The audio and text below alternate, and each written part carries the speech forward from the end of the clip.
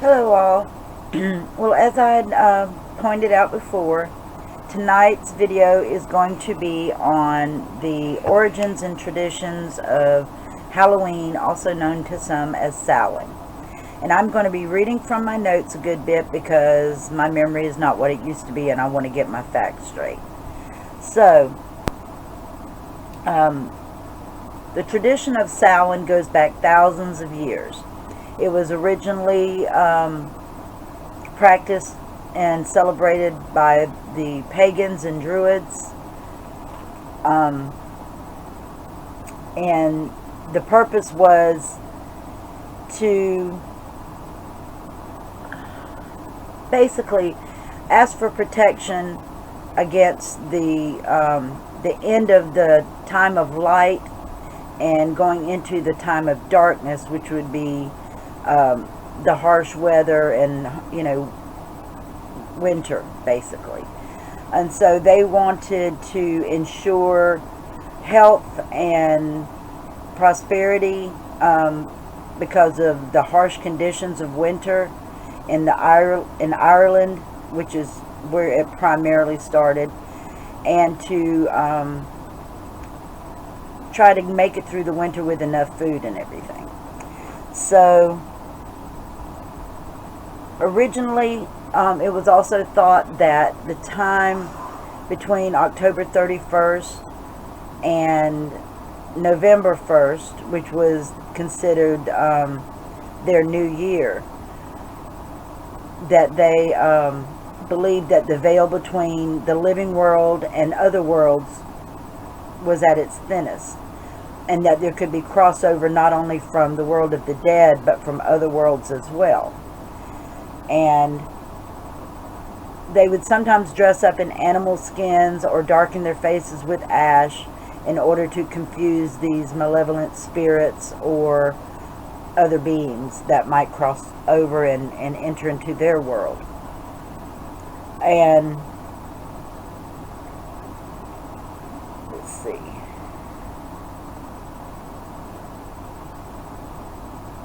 There were also rituals done by the Druid priests that were considered to be able to help them predict the future. One of the things that was done was there was a certain kind of bread that, I'm trying to remember the name of it. It was a fruit bread, and let's see, what was it called? Oh, I'll get to that in a little bit. That they would place something in the bread, and if the female that made the bread would place something in it like a token, and if the recipient was a man, then that would be considered her match, and they would often consider them for matrimony. So around 43 AD, there were the invasions of the Romans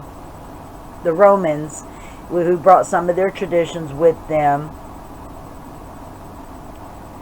and their traditions and their rituals of honoring the dead, and it combined with the Celtic ceremonies. Now, one of those things were bobbing for apples, and that also was a way of finding or anticipating a mate, where they would mark the apples and float them in water, usually a cauldron or a bin, and the male who retrieved that apple would be considered the person they would be matched with at that time.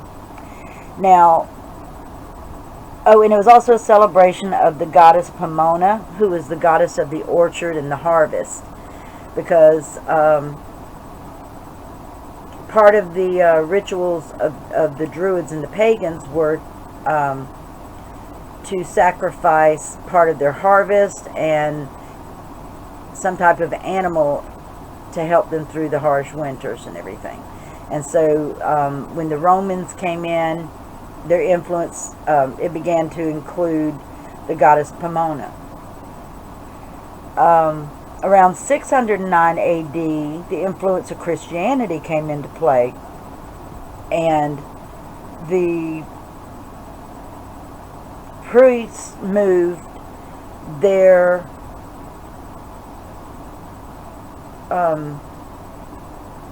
celebration of All Saints' Day to honor the passing saints and martyrs from May the 13th to November 1st. And in order to try to persuade and convert pagans to Christianity, they combined the holidays of Samhain and All Saints' Day, which was the beginning of Samhain being called Hallowe'en, which is a word meaning the beginning of the holy days, or preface to the holy days. Later on, they added All Souls' Day, which is November 2nd. Now, eventually, this was taken over to America, where the influx of Irish immigrants were coming in, which has happened for a very long time. In part due to the potato famine, but there were Irish immigrants coming in even, long before that. And of course, they brought their traditions with them, and their celebrations and everything. And the traditions were also influenced by native culture, other immigrants, and it was primarily celebrated in Maryland and some of the southern colonies, much more than in New England. It took a very long time to catch on in New England because of the Puritan beliefs and everything. Let me see. Around the 1800s is when it became really more of a holiday rather than just a religious ritual. And it would be a celebration of the harvest. There would be singing, dancing, dressing in costumes, the bobbing for apples, a little bit of mischief making, but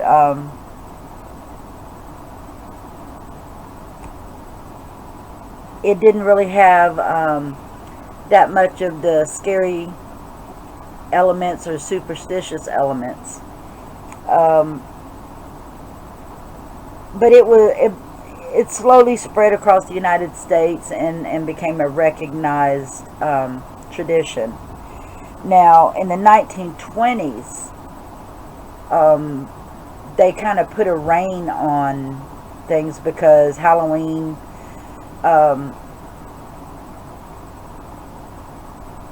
became an excuse for some of the rougher children, especially teenage boys, really.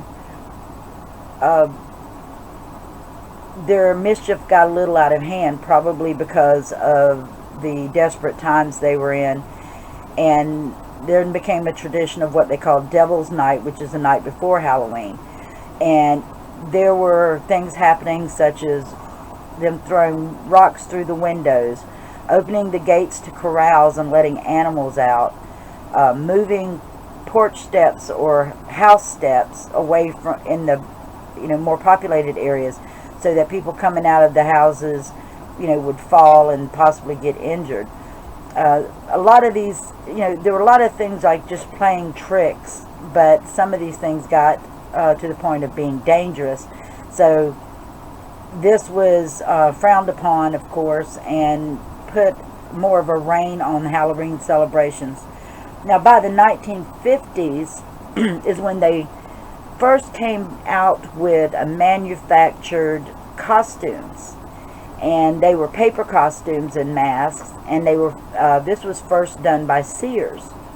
And traditionally, kids would dress up as animals or historical figures, maybe things like farmers, scarecrows, symbols of the harvest, or occupations that they saw in town, like maybe of their fathers or other people. But this is the first time we started seeing things like cartoon characters, comic book heroes, things like that. This is also when they started, well, in the 1920s, when they started having community parties and celebrations in order to keep an eye on the kids and keep them out of trouble. But it really kicked into gear in the 1950s. And at this time, most of the treats that were given at trick-or-treating were homemade treats like candied apples and popcorn balls, cookies, and things like that. Now, previously though, there had been a tradition in some places to make, now this was back in the origins, but later on in the time frame, there was something called soul cakes. And the soul cakes were these little spice cakes with raisins in them. And young people would go door to door asking for soul cakes, and in exchange they would say prayers for the dead and dying, because it was believed that those who were in purgatory, that the more prayers they got, the better their chances of getting into heaven and out of purgatory. So in exchange for these kids getting the soul cakes, they would offer prayers to past loved ones to help get them into heaven. So that's part of where the trick-or-treating tradition started. Also, back in the day, traveling minstrels would dress up in costumes. They would offer entertainment in exchange for food and drink. And as you'll see in some other parts of the country, eventually there was their tradition of the equivalent of Samhain.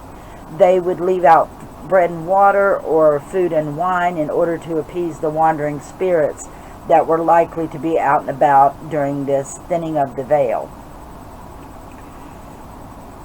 Okay, let's see.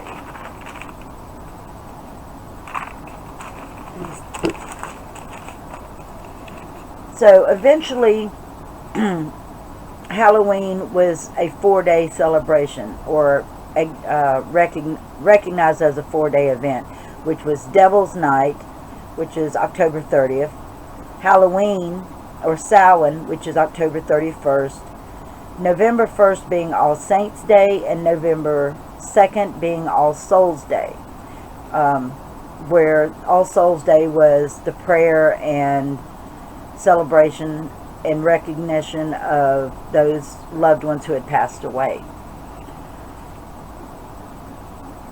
Now, some other things that were done in celebration, like there were a lot of it had to do with matchmaking. Women or girls would peel an apple in such a way to cause a long continuous peel. They would toss the peel over their shoulder, and if it would fall into the shape of a letter, then that would be considered the initial of the person they were supposed to marry.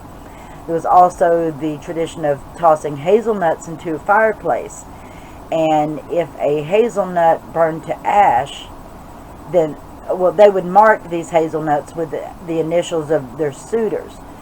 And if the hazelnut burned to ash, then that was the name of the suitor that they were likely to marry. And there were other things like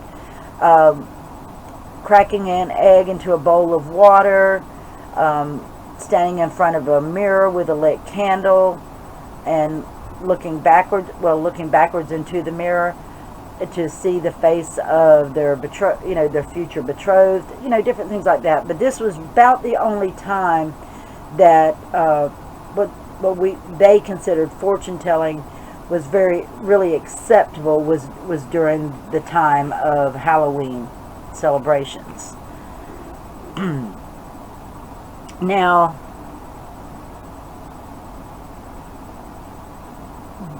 the traditions of having black and orange as the colors of Halloween basically comes from black symbolizing death and orange symbolizing the harvest.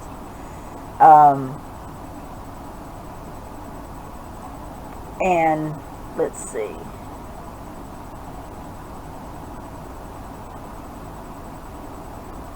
I've covered all that. Now, I will tell you that most of my information, not all, but most of it came from either the History Channel or National Geographic, but there was some other information like personal stories of my own and stories from other people, either on video or online, or people I've known before. The witches came into play for Halloween because, of course, they were misunderstood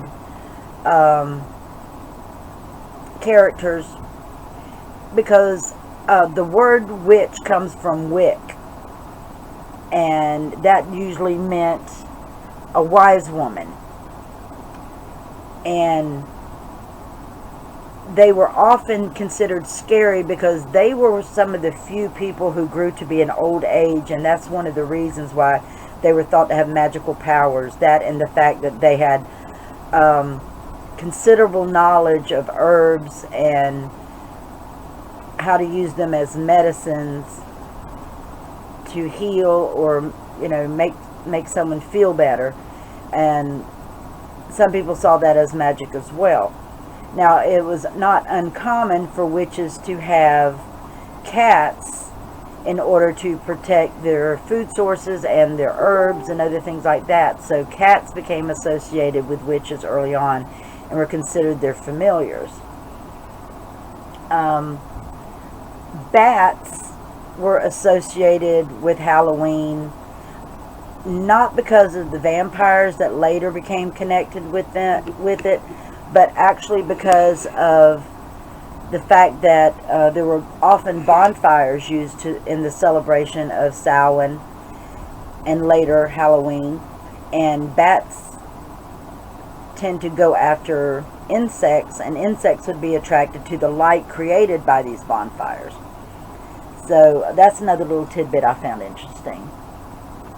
Now, ironically, even though Halloween originally started with Samhain being celebrated in the Celtic lands, like primarily Ireland and later Scotland, most of the UK doesn't really celebrate Halloween. There's some Halloween celebration, but according to my research, only about 10% of kids actually dress up and go trick-or-treating. But in fact, it's discouraged in a lot of places in the UK.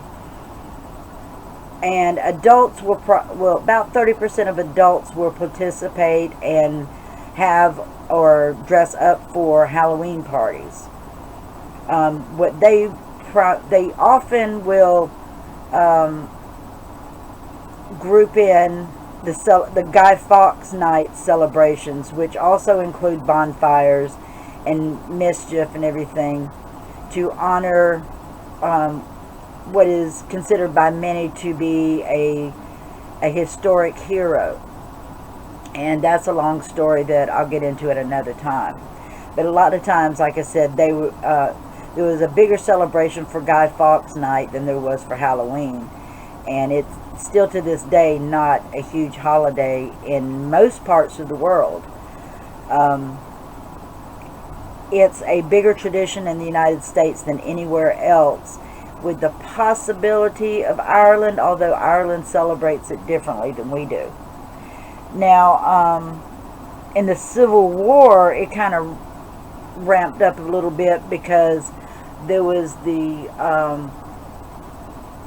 in a small way, because there were so many unknown deaths and there were so many people who did not come back from the war, and people did not know if they were living or dead. So some of these older rituals were used to allow a wandering spirit to come home, or to get in touch with a wandering spirit to verify that they were truly dead. Now, one of the things people would sometimes do is make jack-o'-lanterns to light their way. Jack-o'-lanterns originally were called punks, and what they were carved faces in turnips and potatoes and gourd squash and other root vegetables. Well, gourd squash is not a root vegetable, but anyway, potatoes, turnips and such. Later on in America, it became pumpkins, mostly because they were more plentiful, they were cheaper, they were easier to grow, and that's where the pumpkin tradition came from. But originally it was primarily turnips. And these faces were carved in order to help scare away malevolent spirits again. Now there's two legends. Excuse me just a moment. Throat's getting dry. And yes, that is a plastic straw, but it is a heavy plastic, and it's reusable and washable. And it came with a different cup, but it's not one of those throwaway straws, so I'm not adding to garbage and everything in the landfills and all. But anyway, there's two legends of how jack-o'-lanterns came to be a regular thing. One story is that there was a man called Jack who performed so much mischief in his life that he wasn't able to get into heaven, but went to hell. And once he was in hell, he created so much chaos there that the devil eventually wanted to kick him out. But because he also admired him because of his mischief at the same time, he gave him an ember to help light his way through purgatory and as he wandered the earth. And the only thing that Jack could find to hold this ember was a shriveled turnip. And that's one story of how jack-o'-lanterns started. Another story is that back in the early days when people were, starting to have villages and everything and spread out a little bit and have businesses, that Jack was in a early version of a bar, and he wanted to shortchange the barkeeper, which he'd done before. And earlier he had been drinking with a man that he realized was actually the devil. And of course they drank it together and had some fun and pulled some pranks. And then Jack talked the devil into turning himself into a coin so they could short the barkeep. Well, when the devil did this, out of amusement, Jack put the coin into his pocket along with a silver cross that was already there. And that prevented the devil from taking his own shape again. So Jack made a deal with the devil that if he gave him 10 years to go about his business and not take his soul, because he had made a deal for his soul in order to trick the bartender or barkeep.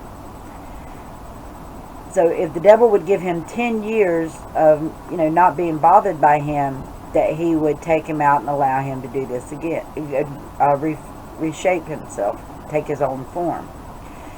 So, and 10 years later, the devil shows up ready to take Jack, and Jack said, okay, but because I'm hungry, will you go up in that tree and get some fruit for me, and so I can eat before I go with you? It'll be my last meal, and I really love this fruit. So if you'll do this for me, I'll go along and not give you any problems.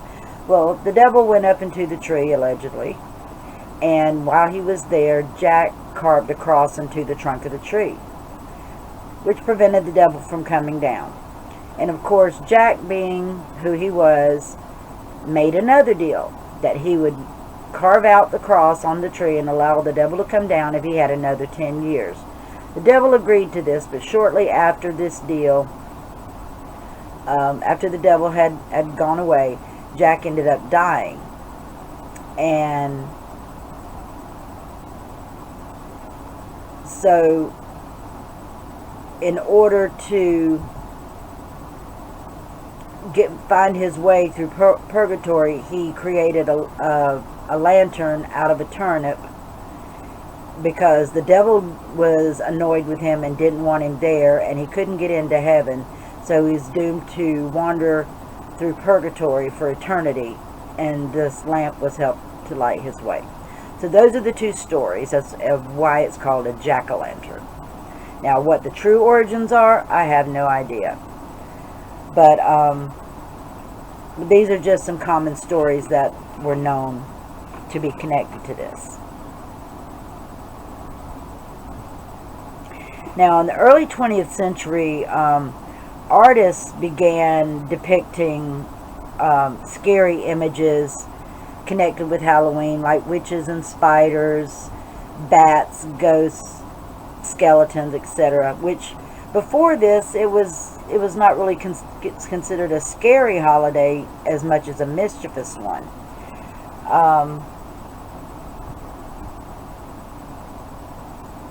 And one of the images that they tended to use was a full moon. However, there's not more of an occurrence of a full moon on Halloween than at any other time. In fact, it's fairly rare. However, the next predicted full moon on Halloween is supposed to be coming up in 2020. So for those who believe in the power of the moon and the traditions of Samhain, this would be an extra powerful time for spells and incantations and magic. Let me see what else I have here. Okay. Now, the largest some little tidbits that you might be interested in,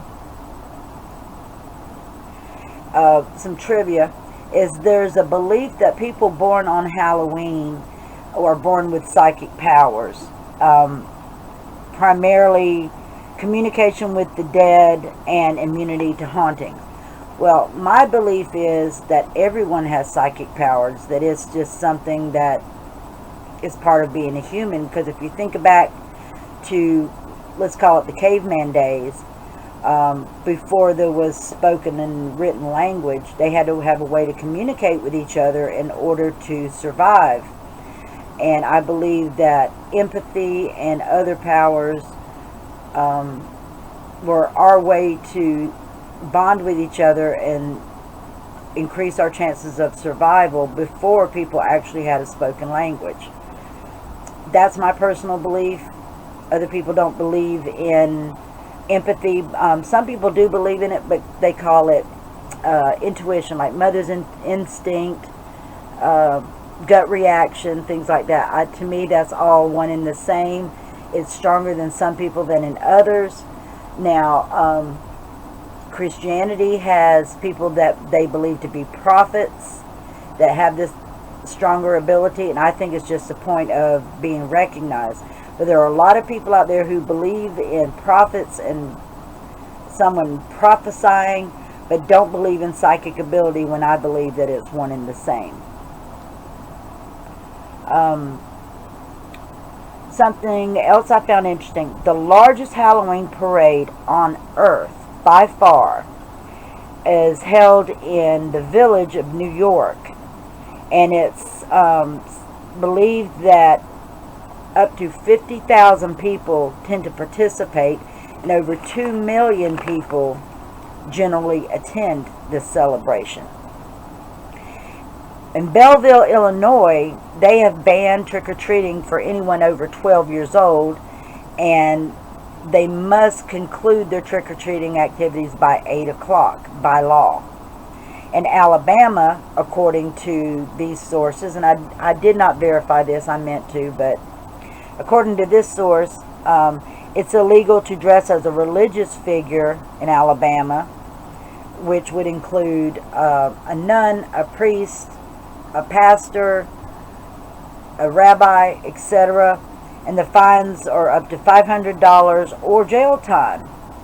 In a northern French town, I think it's Vagandaro, it's illegal to dress as a clown if you're over 12 years old because of the because of things that have happened over the years that involved menacing while dressed as clowns. And traditionally, there are other celebrations around the world that are not necessarily Halloween related, but are similar. One being Days of the Dead, or Dias de los Muertos, I think I'm pronouncing that right, where people tend to dress up as skeletons. They make sugar skulls, and they take marigolds in these sugar skulls, and they tend to decorate the graves of deceased loved ones. And there's a feasting and entertainment, which is to welcome and celebrate with these long lost loved ones before they have to go back to their resting place. In Germany,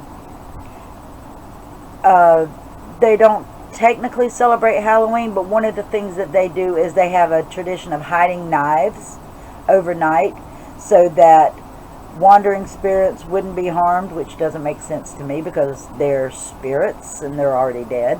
But it's also to prevent the darker spirits from harming the people who live in the house, which is why they will hide the knives. There used to be a tradition that started in the 50s in Philadelphia of they would give children UNICEF cartons, which were these little orange boxes, and when they went trick-or-treating, they would trick-or-treat for UNICEF and ask for pennies. And over the years, I don't know if they still do this or not. I know that when I was a child, they were still doing it, and I was a child in the 60s and some of the 70s. But it says, to date, they have raised over $177 million, primarily pennies, to help benefit the less fortunate in other countries and the United States. It's also known, though, that more children are killed and harmed in pedestrian accidents on Halloween night than any other time during the year. And so because of that and other things like, they used to say that there used to be a fear of people putting drugs or pins or needles or razor blades in apples or in candy and things like that, which there have been some occurrences, although some of them have turned out to be hoaxes. A lot of them that have been proven were done by certain people with certain targets. And in one case, there was a situation where they called him gentleman called the Candyman. He purposely poisoned one of his children for the insurance money and tried to blame it on candy that was gotten through trick-or-treating from other sources. And there's other people who have used this time to try to poison other people or harm other people as well. So this is one of the reasons why trunk-or-treating was invented in 2000. And that is often a community event either on or just before Halloween to give children a chance to dress up in costumes and, you know, go from car to car and get candy rather than going from door to door with strangers. Most states, there's also a law that sex offenders that are connected with crimes involving children, in a lot of places it's a law that they have to either put a sign on their door saying no trick-or-treating or leave off their porch lights, which is often an indication that somebody is participating in trick-or-treating. Which that just makes sense, and I hope that's true, that it's a widespread thing. Now, some of the other traditions around the world, in Austria, they leave out bread and water for the wandering spirits, and they leave a lantern burning all night to help them find their way. Czech Republic, they set chairs around the bonfire or around the table if they're feasting in order to welcome long lost spirits of their loved ones. In China, it's actually held in August. It's not a Halloween thing, but they do have the Festival of the Hungry Dead or Hungry Ghosts, where it's food and entertainment again. It stems from a Buddhist tradition, but also this is a time where children will not go swimming, and they all again use paper lanterns, which are strung up in the streets and around homes to help light the way for the dead. In Sweden, it's called Alla Helgons Dag, and that's on. It's more or less a recognized tradition of Halloween, but it's only been going since like the 1990s.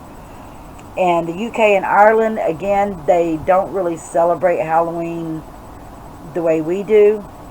But they do tend to have harvest festivals and bonfires. In Nigeria, they have a festival, but it's only held every 2 years, where they have a festival that for welcoming the dead. This is a 3-part festival, though, and I think that happens around April, and over several months they will commune with the spirits or welcome them into their homes, things like that. And later on towards October, then they will have another ceremony saying goodbye to the spirits of their loved ones. Barnbrook, Ireland is where even today they probably have the longest traditions of anybody for Samhain and Halloween.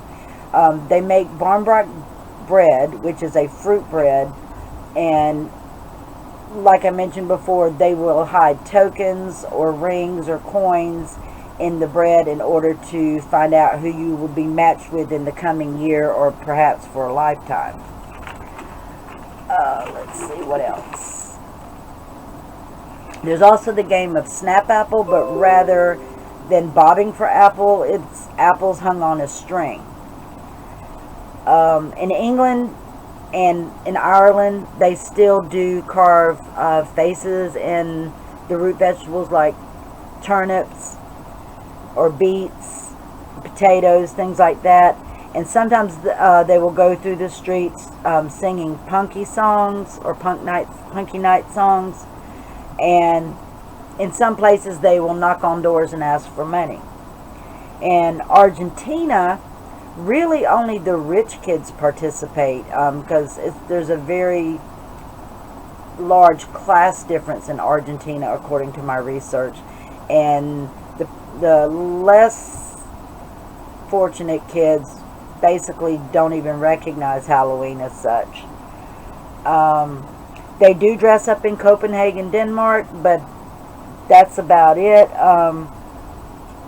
In some place, and like in Spain, the kids will dress up as zombies for Samhain, but they pronounce it Samhain. And what's more traditional is for the family to visit the graves of long dead relatives and sometimes bring treats to the graveside. In Israel, kids don't really celebrate. It's only recognized by a small population of adults, and this is primarily because of their religious beliefs that they don't participate in this. Now, that's most of the research I've found. Let's see. I have another little bit on this. I think I've already covered most of that. Yeah, the different countries. But I wanted to mention a few movies that might be fun to watch around this time, if you can find them. And these are not your traditional Halloween movies, but considering, the spooky season and everything. There's a movie called The Company of Wolves, which is a non-traditional retelling of Little Red Riding Hood, in a way. But it's very imaginative, I'd say. There's an old movie called Something Wicked This Way Comes, which is about a carnival that comes to this small town in the early 50s. Another favorite movie of mine, which I think is a must-see for Halloween, is Arsenic and Old Lace, and all I can tell you is that it's a spooky comedy, and it stars Cary Grant and Peter Lorre.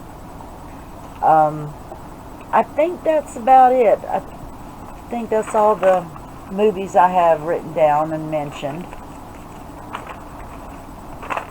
But I don't do Halloween the way I used to do. Back in the day, uh, I loved dressing up for Halloween. I loved having trick-or-treaters. I've got a a collection of plastic goblets that I like to sit in my windowsill, and I haven't done that yet.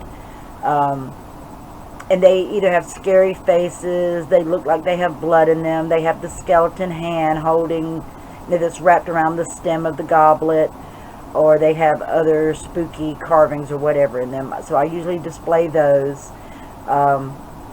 I sometimes do jack-o'-lanterns. I usually dress up, but I haven't the past couple of years. And one tradition I liked whenever, well, a couple of traditions I liked when my kids were smaller, is the challenge of making costumes that are non-traditional rather than go out and buy a costume. And oftentimes I would go to thrift stores. I remember when my daughters were involved with going to church, I dressed up one of my children as a lamb for the Lamb of God. And another year I dressed her up as fruits of the Spirit for church celebrations where the kids could dress up, but they weren't really acknowledging Halloween itself. But there, other things like my daughter would dress in my mother's actual clothes from the 70s, and she would dress as a hippie, or, different things like that. Back when I was younger, it was very common to see people dressed as scarecrows, and to dress as TV characters. There was a character on Gunsmoke a long time ago called Dirty Sally. I guess, looking back, she was probably a homeless woman, and it was more of an homage than making fun of her, but that was a common character sometimes. There were characters from old movies like Ma and Pa Kettle, where it was kind of like Jack Sprat and his wife, where the husband was really, really skinny and the wife was very heavy, and this is also always seen as comedic.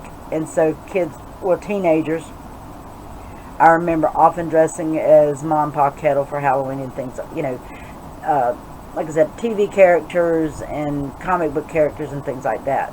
They weren't always scary. And one of the other things my kids and I did, and eventually I involved my college friends, where we would reverse trick-or-treat kids in the hospital, where we would dress up, and we would bring things with us that were non-food items, like decorated pencils. At the time, Pogs were in, coloring books, crayons, stickers, erasers, just whatever little fun, cheap things, plastic rings that have bats and spiders, things like that.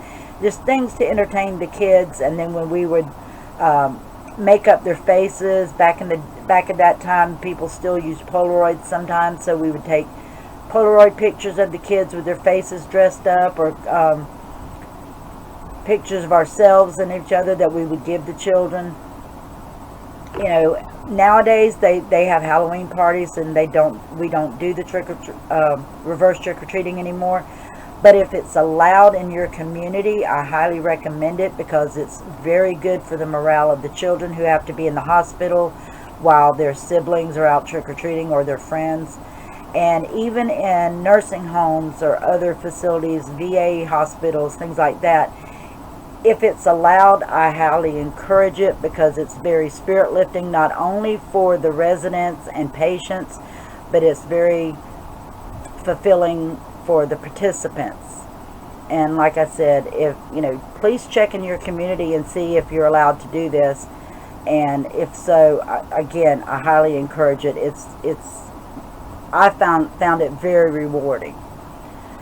So I guess that's about it. I hope that however you celebrate the season, whether it's Devil's Night, Samhain, whether you celebrate All Saints Day, All Souls Day, or if you don't celebrate it at all, but I encourage you to stay safe. If you do celebrate, be mindful of the kids out, whether or not you celebrate, be mindful of the kids out there and their parents who could be walking door to door. In my community, we still do that. Some places they don't. We do both trunk-or-treating, we do Halloween or fall festivals. We also still do trick-or-treating.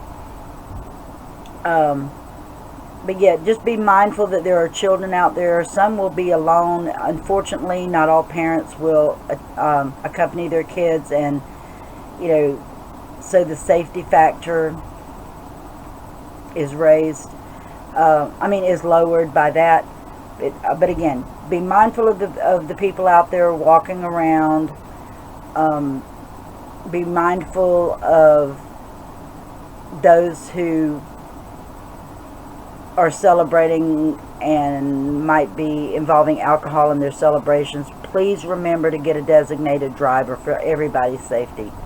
But however you celebrate, and if you celebrate, be safe, have fun, and try to look at it as a fun holiday. But keep in mind that there are some people who still practice the old Celtic ways, the traditional pagan celebrations, and be a little tolerant of those who believe differently than you. So in the meantime, I may do a little bit more later on about Halloween, and do more about some of my recommended horror movies, because there is a very long list.